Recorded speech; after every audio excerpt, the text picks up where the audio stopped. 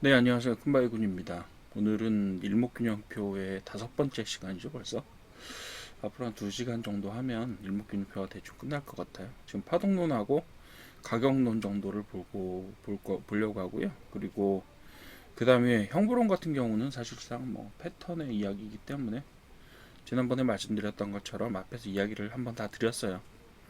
그런 것들은 좀 부수적인 거라서 내용만 복잡해질 뿐이 여러분들이 일목균형표를 활용하시거나 이렇게 할 때 뭐 크게 그렇게 중요한 요소들은 아니에요. 사실은 시간론 같은 경우는 실제로 이제 이 호소다 고이치라고 하는 이 일목균형표를 만들었던 사람은 시간론을 기반으로 해서 이게 가장 중요한 이론이다라고 말하기는 합니다. 그렇지만 제가 이 일목균형표의 전체적인 구조를 봤을 때 과연 시간론에 있어서 이 사람이 어떤 절대수라고 평가했던 것들이 과연 진짜 절대적이냐라고 생각을 해봤을 때 별로 그렇지가 않아요. 제가 나중에 한번 정리를 마지막 시간에 정리를 한번 해드릴 텐데 이 사람은 뭐 삼라만상의 원리라는지 아니면 동양 철학을 사용했다든가 아니면 그때까지의 어떤 그 거래에 나타났던 그 결과들을 종합해 봤을 때 기본수가 존재하고 기본적인 시간의 어떤 간격이 절대적인 자연법칙 형태로 존재한다라고 이야기합니다.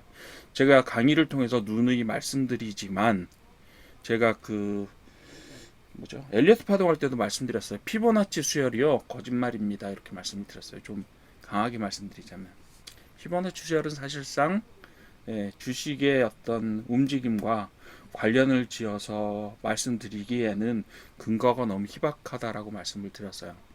오늘 이제 시간론을 할 때 중요하게 쓰이는 숫자들이 세 가지 숫자가 나올 거예요. 그리고 대등론이라고 해서 뭐 앞에 났던 시간들의 어떤 그 사건들의 시간은 반복된다라는 이야기들을 하게 될 텐데 이론적으로 좀 알아두시는 건 뭐 재미로 보셔도 되고 그리고 전체적으로 이 일목균형표 자체의 이론을 만드셨을 때 그 주창자가 가장 중요하게 생각했던 이론이니까 참고적으로 봐두실 필요는 있어요. 그렇지만 이것을 뭐 분석에 있어서 중요한 지표로 사용할 수 있느냐라는 점에서 저는 개인적으로는 좀 그런 부분에 있어서 근거는 좀 부족하지 않느냐 뭐 이런 것들을 사전에 말씀드리고 이야기하려고 해요. 물론 오늘 내용들을 시간 내에 나오는 이야기들을 설명을 대충 드리기는 할 거예요. 그렇지만 그런 배경을 가지고 좀 이해를 해주셨으면 좋겠다.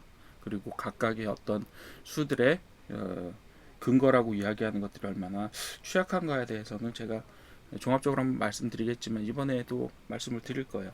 뭐 제 의견이긴 합니다.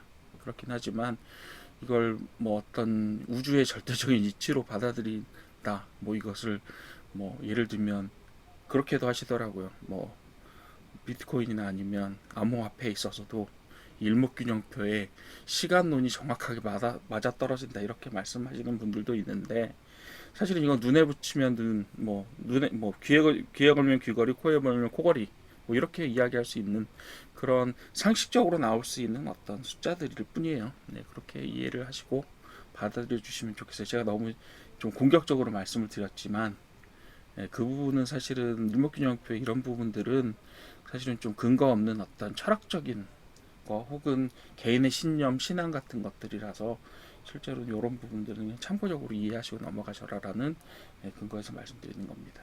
저희 시간론의 기본 원리는 일단 일목산인 혹은 호소다 고이치라는 이 양반이 뭐라고 얘기를 했느냐 하면 시세의 주체는 시간에 있고 가격은 결과로서 따라오는 것이다. 즉 시간 간격이 변곡점을 만들어내는데 가장 중요하고 그 변곡점에 있어서 가격은 그 시간의 부수적인 것이다라고 이야기를 한 거예요. 즉 이 사람은 내가 도쿄대 학생들을 연인원 2,000명을 몇 년 동안 써서 연구를 해보다 보니 그런 결론이 나왔다라고 이야기합니다. 예. 제가 데이터 과학자로서 말씀드릴게요. 예.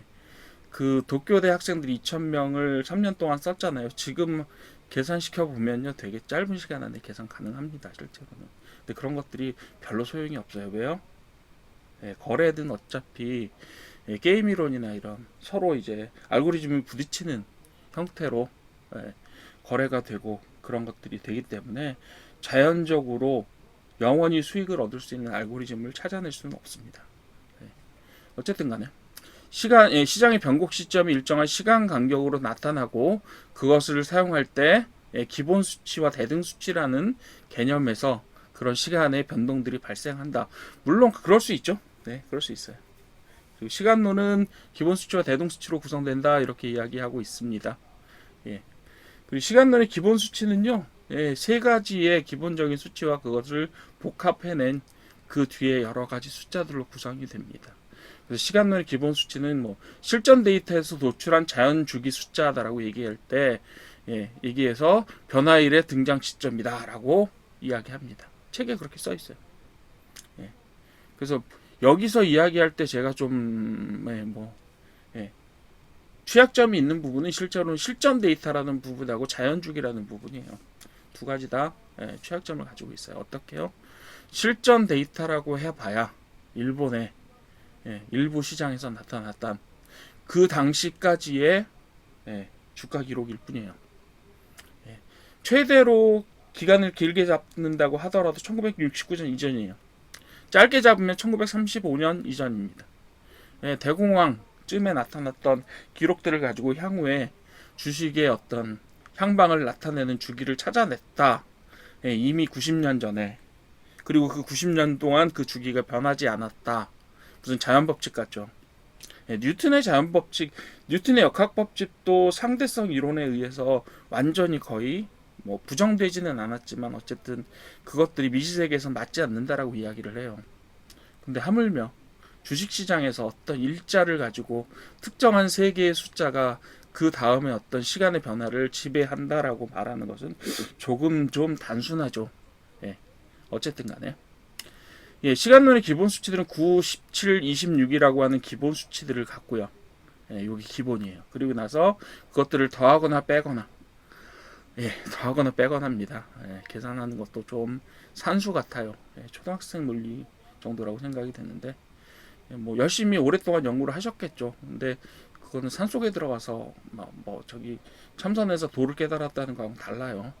이거는 저희가 투자의 원리이기 때문에 그런 것들이 집안에 틀어박혀서 자료를 조사한다고 해서 그게 되는 건 아닐 거라고 저는 봅니다. 그렇게 해서 됐다라고 하면 성공한 사람들이 매우 많겠죠. 근데 어쨌든 간에 33, 42, 65, 76, 129 같은 숫자로 구성이 되어 있다. 그래서 이런 것들이 일자 혹은 주간 간격의 기본을 구성한다라고 이야기합니다. 이게 일목균형표의 시간론이에요. 특히 그 중에서도 기본 수치에 관련된 이론입니다. 두 번째는 뭐냐 하면요. 대등수치라고 불러요. 대등수치는 뭐냐 하면 과거의 상승과 같은 사건, 추세의 어떤 기간이 나타났을 때 그 다음에 반복적으로 상승이 나타나는 경우나 아니면 하락 구간이 나타났을 때 그 상승의 추세의 길이만큼 하락의 추세의 길이가 나타난다라고 하는 이론이에요. 근거는요. 관찰해 봤더니 그렇더라요. 내가 봤더니 그렇더라. 내가 봤다는데 어떻게 하겠어요. 그분의 경험이죠. 근데 그것이 맞고 그 다음에 적용될 수 있느냐 그것은 다 다른 문제죠. 어쨌든 간에 대등 수치에 관련된 이론은 이러합니다. 과거 파동간 시간 간격이 유사하게 반복될 가능성이 높다. 이거는 저희가 사실 기술적인 분석의 전제에 해당하는 부분이기도 해요. 왜요? 과거의 사건이 반복된다잖아요. 그죠? 과거의 사건이 반복된다. 근데 여기에 너무 모든 시장과 모든 어떤 현상에서 벌어질 수 있는 규칙을 잡아내려고 너무 애를 쓰셨어요. 사실은 이런 반복되는 규칙이나 반복되는 패턴은 제가 예전에 말씀을 드렸어요. 종목마다 다르고요. 시기마다 다를 수 있어요. 그런 것들을 모든 종목과 모든 지수와 모든 자산에 다 적용될 수 있는 그런 규칙은 존재하지 않는다라고 믿는 편이 여러분들의 투자 생활에 도움이 될 겁니다. 자, 특정 구간에서 상승 하락 시간과 대등한 길이의 시간 이후 또 다른 변곡이 일어날 수 있다라고 판단하는 것이 바로 시간론이에요. 되게 어려운 이야기는 아닙니다. 어쨌든 역사는 반복된다. 그리고 그 역사가 반복될 때는 9, 17, 26과 같은 숫자를 기반으로 만들어진다. 음양오행설 같잖아요. 그죠? 음양오 행사를 갖다. 제가 지난번에 말씀을 드렸을 때 9, 17은 잘 모르겠으나 26은 어쨌든 간에 되게 중요한 숫자다라고 말씀을 드린 적이 있어요. 다음 페이지에 보시게 되면 기본 수치가 어떻게 구성됐는지를 이야기해 드릴 거예요. 이거 이야기해 드리지만 이게 제 이야기는 아니고요. 예. 원래 이제 그 원전에 나온 이야기를 재구성한 겁니다. 그래서 여기에 보시게 되면 이게 나오잖아요. 제가 볼 때 이게 조금 오바예요, 오바. 삼라만상에 걸친 변화가 세 개의 숫자에 걸쳐서 나타난다라고 이야기해요. 진짜로 그런가요? 9, 17, 26에 의해서 나타나나요? 네. 믿으실 수 있다면, 그런 신심을 가지고 있다면 저도 좋겠지만 별로 그렇지는 않습니다. 네. 영향을 받는다. 그래서 이분이 1930년대부터 60년대까지 연구를 하셨을 때 이 부분의 그 시장, 그 당시의 시장에 있어서는 이 숫자들이 왜 중요했을까는 유추가 가능해요. 실제로. 그렇긴 하지만 진짜로 중요할까 지금도? 예, 사회적인 환경이 이렇게 많이 바뀌었는데 예, 그 부분을 조금 다시 생각해 볼 필요가 있다라는 거죠. 그래서 시간론의 단순 수치로 시세의 반전, 연장, 가속을 예측할 수 있다라고 얘기했죠. 자, 그 기간이 나타나면, 그 기간이 지나면, 예를 들면 기본 숫자만 칩시다. 예를 들면 9일이 지나거나 17일이 지나거나 26일이 지나거나 그 다음에 나오는 이제 숫자들은 33이라든가 아니면 42라든가 이런 숫자들이 계속 나와요. 그런 숫자들이 나올 때 그 부근에 가면 9일, 17, 26일 혹은 9주, 17주, 26주가 지나고 나면 어떤 일이 일어난다 그랬어요? 반전되거나 연장되거나 가속되거나라고 얘기했죠. 이거 무슨 얘기인지 아세요? 자, 예를 들면 여기를 한번 봅시다. 예를 들면 주식이 9일 동안 올랐어요. 첫 번째 9일이 되었죠. 자, 첫 번째 9일이 되면 나타날 수 있는 사건이 뭐 있어요? 내려가거나, 이걸 보고 뭐라고 부르죠? 반전이라고 불러요. 평행으로 가거나, 이걸 뭐라고 부를 거예요? 연장된다 라고 부를 거예요. 9일이 되었을 때 이렇게 계속 올라가. 그럼 이거 가속됐네 라고 부를 수 있어요. 이 이야기는 저도 할 수 있어요. 네, 이겁니다. 그렇게 되게 뭐가 없어요. 그냥 그런 거 이론으로 말하면 그럴 듯하지만 실제로는 실은 제가 볼 때는 크게 있지는 않아요. 네. 그러면 이거는 어떻게 구성되어 있느냐? 9일이 두 번 반복돼요. 근데 9일 동안 올라가고 9일 되었을 때 다시 떨어지기 시작해서 9일 동안 떨어졌다라고 하면 실제로는 9일하고 9일이 더해지는 것 같지만 하루를 공통으로 가져요. 그래서 어떻게 돼요? 17일이 됩니다. 요걸 보고 뭐 한 기인가? 예. 한 기는 아니구나. 1절이 이어져서 3절이 이어지면 1기라고 부르는데 여긴 또 숫자가 또 달라요. 자, 보세요. 9일 올라가고 9일 떨어 17일이 됐죠. 그럼 여기 하루 공유하죠. 9일 올라가면 26일이 아니라 며칠이 돼야 돼요? 25일이요. 네. 26일은 왜 25일이 아니고 26일인지 잘 모르겠어요. 그냥 그렇다니까 그런 줄 알아라라는 거는 사실은 저는 좀 이해가 안 가요. 그리고 또 무슨 일이 일어났냐면 26일 3개를 합쳐요. 이렇게 합치면 이걸 1순위라고 부른다는데 1순위라고 부른다는데 요건 어떻게 구성된 거냐? 26일, 26일, 26일을 다 더하고 하루를 공유하잖아요. 그죠? 하루를 공유하잖아요. 그래서 26 곱하기 3 빼기 2를 쓴다고 합니다. 근데 제가 말씀드렸죠. 근본적으로 1기는 25라고 말씀드렸잖아요. 제가 25가 더 타당하다. 근데 26이잖아요. 여기서부터 다 어우러지기 시작하는 거죠. 숫자를 구성하는 구성 방법도 이렇게 되어 있어요. 다음 페이지 보시죠. 이렇게요. 97, 26을 단순이라고 부르고 그 다음을 복합이라고 부릅니다. 97, 26은요. 9는 기본값 1절, 17은 9 더하기 9 빼기 1의 2절인데 26은 9 더하기 9 더하기 9에서 빼기 2를 해야 되잖아요. 숫자 3개를 더했으니까. 근데 이건 또 26이야. 그걸 보고 1기라고 불러요. 3개의 숫자조차도 맞추지를 못했어요. 근데 왜 제가 9와 17과 26이 중요했을 거다라고 말씀을 드리느냐 하면 나머지는 그냥 더해서 만들어지는 거니까 그냥 그렇게 참고사항 정도로 이런 것들이 있을 수 있다라는 거 정도로 봐두시면 돼요. 오른쪽은 의미와 실전 활용에 있어서 이렇게 활용할 수는 있으나 이건 그냥 숫자 하나로 존재할 뿐이에요. 자, 여기 나온 숫자들이 다 중요하다고 얘기해요. 그죠? 어디선가 이 숫자들이 겹치게 되면 중요한 사건이 일어날 수 있는 변곡점이 존재할 수 있다라고 이야기해요. 얘네들을 합치고 더하고 빼고 나누고 하잖아요. 그럼 매일매일이 해당돼요. 이건 제가 좀 강력하게 말씀드리는데 매일매일 해당돼요. 시간론은 기대지 않으시는 편이 저는 조금 더 타당하다고 생각합니다. 자, 그러면 애초에 질문으로 돌아가 봅시다. 9하고 17하고 26이 왜 중요했을까요? 그 당시에는. 그 당시에는 어때요? 장이 주 6일 열렸어요. 9는 뭐죠? 일주반이에요. 그리고 17일은 뭘까요? 3주예요. 3주. 3주인데 가끔가다 3주에 국경일 같은 게 나타나죠. 그럼 어떻게 돼요? 18일이 다 안 나타나고 대체로 17일 뭐 이쯤에서 마무리됩니다. 26일은 뭘까요? 한 달이요. 한 달이 26일이잖아요. 자, 그럼 이걸 주로 바꿔봅시다. 9주가 되면요 2달이에요. 대체로 17이 되면 3개월쯤이 되고요. 17일이 되면 17주가 되면 요게 한 4개월쯤 될 거예요. 제가 기억하기로는 17주.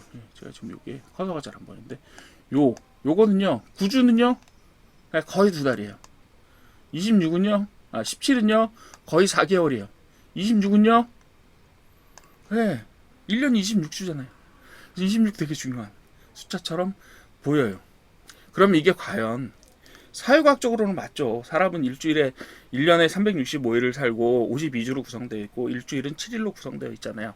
그럼 이것이 과연 삼라만상을 설명하는 숫자냐라고 말씀드리자면 그건 좀 웃겨요. 제가 나중에 한번 정리를 해드리긴 할 거예요. 다음 시간쯤에.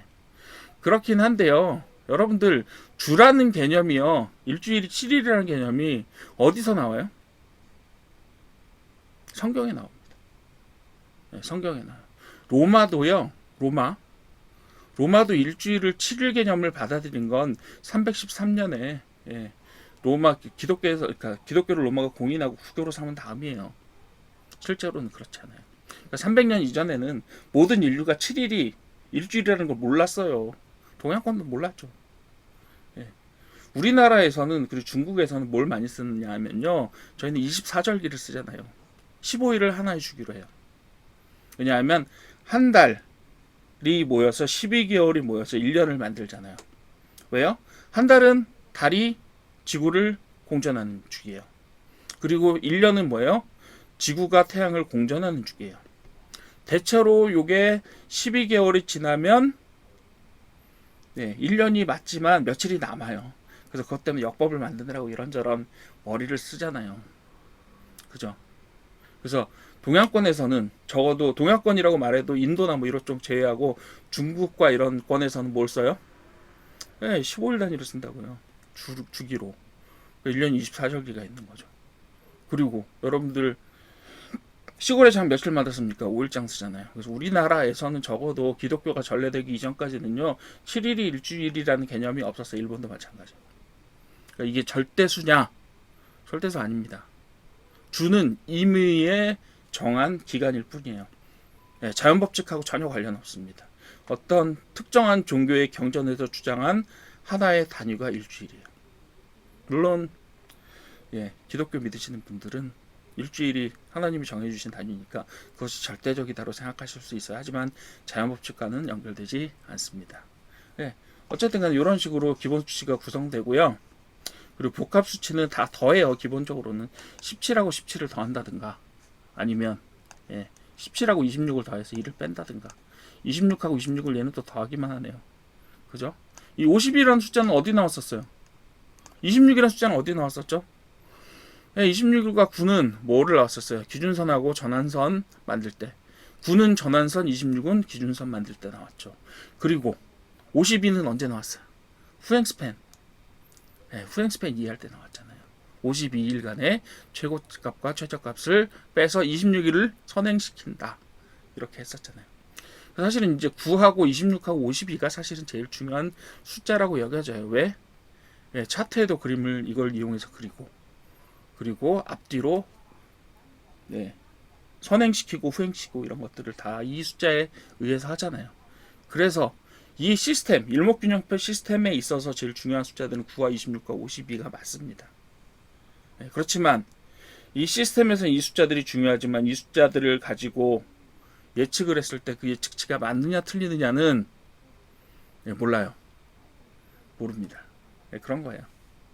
그래서 제가 일목균형표 시간론, 이 주창자는 이 시간론이 매우 중요하기 때문에 어떤 시스템을 이루는 가장 중요한 수치라고 말씀을 하셨지만, 그것이 실제로 적용되어서 시간론에 따라서 주식시장이 움직이느냐 혹은 자산시장이 움직여주느냐, 그렇다고 말하기에는 근거가 좀 부족하지 않느냐라는 것이 저의 의견이다라고 말씀을 드렸어요. 이게 기본수치의 수치 구성이에요. 그럼 활용은 어떻게 하느냐? 이렇게 이야기해요. 기본수치의 활용 방법은요, 중요한 변곡점에서 기본수치만큼 견고한 시점에 변화가 생길 가능성이 높다. 그리고 기본수치들이 겹치는 곳에서 신뢰도가 더 높다. 이렇게 말씀드렸잖아요. 이건 뭐랑 비슷하죠? 주로 근데 저희가 이야기하는 그 보조 지표들에서는 시간을 다루는 것이 잘 없어요. 가격대와 이런 것들을 다루죠. 가격대를 다룰 뿐이죠. 그리고 변곡점 이런 것들을 다루는데 그것을 시간 단위로 다루지는 잘 않아요. 그렇기 때문에 제가 말씀드렸던 것처럼 일목균형표가 굉장히 시대를 앞서간 선진적인 것이긴 하지만 그 파라미터까지, 그 파라미터들, 즉 9, 26, 52와 같은 숫자들이 절대적인 수치로 받아들이기에는 조금 쉽지 않다. 신뢰도가 부족하다라고 말씀드렸잖아요. 그런데 여기서 뭐라고 얘기하냐면, 그런 숫자들이 겹치게 되면 겹치는 곳에서 변화가 일어날 가능성이 높다라고 얘기하는데요. 이 숫자들을 다 더하거나 빼거나 곱하거나 나누거나 할 필요가 없죠. 더하고 빼고라고 해도요, 이 숫자들 있죠. 다 더하고 빼잖아요. 그럼 거의 모든 숫자들을 만들어낼 수 있어요. 실제로는 조금만 장기가 되면. 42와 50 사이의 숫자요? 만들 수 있죠. 당연히. 이런 식으로 되는 거예요. 9하고 33을 더하면 42가 되고, 뭐죠? 그렇죠? 17에서 33을 더하면 뭐가 돼요? 17에서 33을 더하면 17과 33. 그럼 50이 되네요? 50은 없어요. 근데 52가 있잖아요. 50도 만들 수 있고 그 전에 숫자도 만들 수 있어요. 17과 33을 더해서 마이너스 1을 해보세요. 그럼 49가 만들어져요. 이런 식으로 매일매일들을 해석해낼 수 있는 근거들을 만들어낼 수 있다고요. 마치 점 보는 거랑 비슷해요. 그래서 이게 어떤 시간적인 예측치를 만들어낸다라고 보기에는 근거들이 철학적인 근거는 될 수 있으나 실증적인 근거는 만들어내기가 좀 어렵다라고 보여집니다. 제가 근거는 없는데 이런 주장을 하고 있는데 이걸 이용해 보십시오라고 제가 말씀드리기가 좀 그래서 저희 사례를 들거나 이렇게 할 필요는 없다고 생각이 들어요. 다음 페이지 봅시다. 대등수치라는 게 있죠. 기본 수치는 일단 이렇게 사용돼요. 이런 숫자들이 있고 이런 숫자들이 날짜들이 겹치면 그때는 변곡점이 나타날 수도 있다 입니다. 거기까지 하세요. 믿지 마시고요. 그럴 수도 있다. 한번 계산은 해보세요. 근데 계산하는 게 복잡해서 차라리 저는 그냥 그거 계산하실 시간에 다른 지표들 보십시오라고 말씀드려요. 그래서 시간론은 실제로 앞에서 보셨던 지표론에서 만들어졌던 그런 기준선이라든가 아니면 전환선이라든가 그리고 선행스팬, 후행스팬 같은 것들을 쓰고 구름대를 만들어내는 그런 식견 자체는 그 시대에서는 찾아볼 수 없는 되게 탁월한 식견이라고 보여져요. 하지만 이쯤 되면 거의 동양 철학 수준의 이야기가 되기 때문에 사실 이것까지 신뢰할 수 있을 것이냐는 조금 더 고민스럽기는 합니다. 대등수치도 마찬가지인데요. 대등수치는 원인과 결과값이 어떻게 된다? 원인이 있으면 결과값이 있다. 인과론이죠. 인과론이죠. 자연법칙이에요. 자연법칙대로 작동한다고요, 주식시장이? 그렇지 않아요. 사람의 의도와 이런 것들이 늘 작동하는 겁니다. 외부 요인도 많고. 그렇기 때문에 이런 식으로 인과론적으로 작동되지 않는 것이 바로 주식시장이에요. 대등수치 같은 경우 과거의 추세가 형성되는 예를 들면 과거의 추세가 형성되는데 소요된 시간, 즉 시작과 끝을 이루는 거 있잖아요. 예를 들면 상승 추세가 여기서 이렇게 만들어졌다. 그러면 요 다음에 하락 추세가 만들어질 때 얘와 길이가 유사하게 만들어질 가능성이 높다. 그런데 여기에는 한 가지 큰 문제가 있을 수 있어요. 왜요? 하락이 시작된다 혹은 상승이 시작되는 시점을 잡아낸다는 것이 정확하게 이 시점이다, 여기서 시작된다라고 말하기가 힘들어요. 그걸 정확하게 말씀드려서 기간이 딱 맞네라고 이야기하기가 힘들어요. 게다가 또 대등수치를 이야기할 때 이론 중에 하나는 뭐예요? 대등수치에서 일어나는 요 시간대의 길이는 겹치기도 하고 지연돼서 나타나기도 한다. 여기에서 이렇게 나타날 수도 있다. 이렇게 이야기합니다. 이론에서 그렇게 이야기해버려요. 그럼 뭐예요? 이게 나타날 수도 있고 안 나타날 수도 있다. 라는 이야기예요. 그리고 지금 나타났다가 나중에 한번 제가 예를 들면 여기서 17이라는 숫자로 17일 동안 올라갔다고 칩시다. 그죠? 어느 순간이 지나서 몇 달 지나서 여기서 17일 하락이 나타났어. 그럼 뭐라고 해석해요? 아, 이제 대등론의 대등 수치에 따라 17일 하락이 나타났네라고 그냥 해석해 버리면 되는 거예요. 그게 이론으로서 의미가 있을까요? 없어요. 예, 과거의 추세가 형성되는 뭐 추세를 완성한다는 가정을 바탕으로 나온 수치고요. 이것 또 뭐 이렇게 해석의 묘를 살릴 수는 있으나 어쨌든 그것은 해석을 위한 해석일 뿐 예측을 할 수 없는 이론이 되겠습니다. 그래서 기본 가정 1대1 인과론이라는 것 자체 시장에서 적용되기에는 첫 번째, 제가 지난번에 뭐 말씀드리면서 한번 했었어요. 이거 그죠? 뭐라고요? 주식시장은 인과론이 적용되는 자연법칙이 적용된 시장이 아니다 라는 거 했었잖아요. 그리고 그 인과론의 1대1 인과론 자체도 사실 믿을만한가? 믿을만하지 못한 경우가 많다 라고 말씀을 드리는 거예요. 상승 추세가 지속된 기간과 그 이후의 하락 추세의 기간이 일치할 가능성이 높은데 이것이 중첩되거나 일부러 나타나거나 아니면 지연돼서 나타나는 경우도 있기 때문에 언제 어떻게 해석해야 될지 예측을 하기가 좀 어렵다. 이렇게 이야기하는 겁니다. 네, 되셨어요? 되게 중요하진 않아요. 대등수치 기분 형태는 뭐 이렇게 해서 예를 들면 여기에서 한번 산을 이루고 두 번째 파동을 이루고 세 번째 이렇게 이뤘을 때 요런 파동의 요만큼의 길이가 33인데 여기서 다시 요것이 33이 된다 라는 이야기잖아요. 근데 여기서 보시게 되면 요게 33인데요. 대등수치인데요. 자, 요거는 어떻게 보면 한번 꺾여서 올라가는 추세의 전체 라인이라고 볼 수가 있잖아요. 요게 33이요. 이걸 추세 라인이라고 볼 수 있어요? 저는 그렇게 못 보겠는데요. 네, 그렇게 안 됩니다. 42일은 어떨까요? 42일은 전체적으로 보면 여기서 한번 꺾여서 일어난 전체 하락 구간이라고 볼 수는 있어요. 근데 여기에서 42일, 이 그래프대로만 말씀드리는 거예요. 여기서 나오는 그림대로만 말씀드리는 거예요. 그림대로 말씀드리면 42일은 어떻게 돼요? 여기서 이렇게 꺾여서 내려오는 요 구간이에요. 그죠? 여기서 무슨 일이 발생할 수 있을지 없을지는 모른다. 제가 맨 처음에 기본 수치에서 말씀드렸죠. 상승할지 유지할지 하락할지 그때 변곡점에 나타나는 어떤 현상들을 예측할 수 있는데 그 점에서 그 현상들이 다 나타날 수 있다고요. 예측할 수 있어요? 없어요? 없습니다. 예측의 도구를 사용하시는 게 되게 위험할 수 있어요. 되셨죠? 이게 대등수치예요. 열심히 책을 쓰시고 내가 해보니까 이렇더라고 이론적으로 말씀해 놓기는 하셨지만 내적으로는 그게 논리적으로 맞을 수도 있어요. 여러분들 주역은 제가 손대지 않겠습니다. 예, 서양 점성술이라는 게 있어요. 서양 점성술이라는 게 있는데요. 점성술은 실제로 되게 내적으로는 굉장히 정교하게 잘 만들어져 있어요. 예, 어느 지점을 지나갈 때 사람의 운명이 어떻게 되고 이런 식으로 뭐 그 있잖아요. 사람 별자리 가지고 보는 거 있잖아요.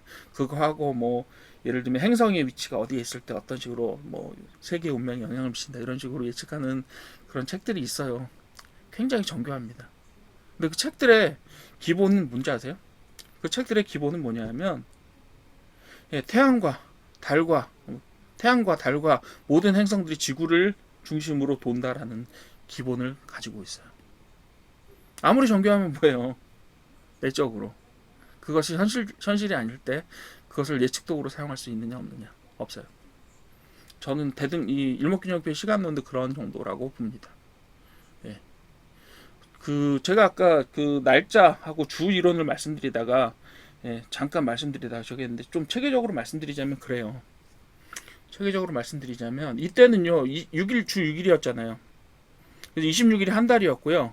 26이라는 숫자가 아주 신비하게 여겨졌던 것 중에 하나는 한 달에 워킹데이를 나타내는 일수가 26일일 뿐만 아니라 1년이 26주 곱하기 2로 구성되어 있어요. 52주로 구성되어 있기 때문에 야, 이 숫자가 진짜 신비한 숫자라구나라고 생각을 했을 수 있어요. 하지만 지금은 어때요?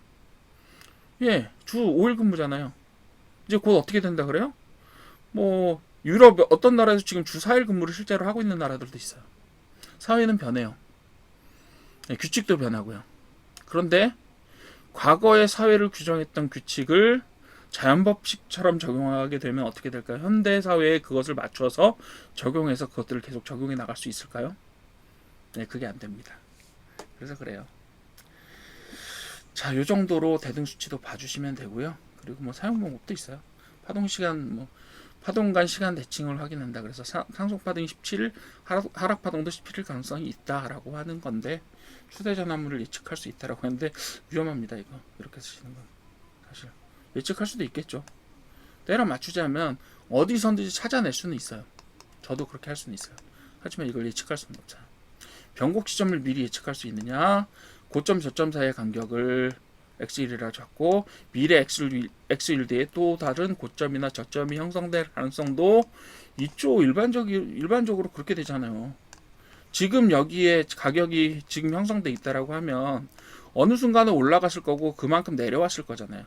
아니면 어느 순간에 내려왔다가 그만큼 올라왔기 때문에 지금의 가격이 형성돼 있을 거잖아요. 그러니까 단순하게 계산해 본다면 올라간 기간하고 내려간 기간이 비슷할 가능성이 되게 높죠. 예, 그럴 수 있잖아요. 전체적으로 또 평가를 해서 잘 자르는 뭐 방법을 쓰면 그렇게 할 수도 있잖아요. 그게 맞죠, 일반적으로는. 그렇지만 그걸 가지고 예측을 하면 예, 여러분들이 돈을 벌 수 있겠어요, 없겠어요? 예, 그거는 좀 의문시 된다라고 말씀을 드리는 거예요. 그리고 복합 수치를 활용해서 두 개의 대등 수치를 더하거나 곱해서 복합 시즌 예측을 할 수 있다라고 말씀드렸는데 이건 제가 아까 좀 전에 말씀드렸죠. 어떤 일자든지 만들어낼 수 있어요. 저 정도의 많은 숫자들이 존재하잖아요.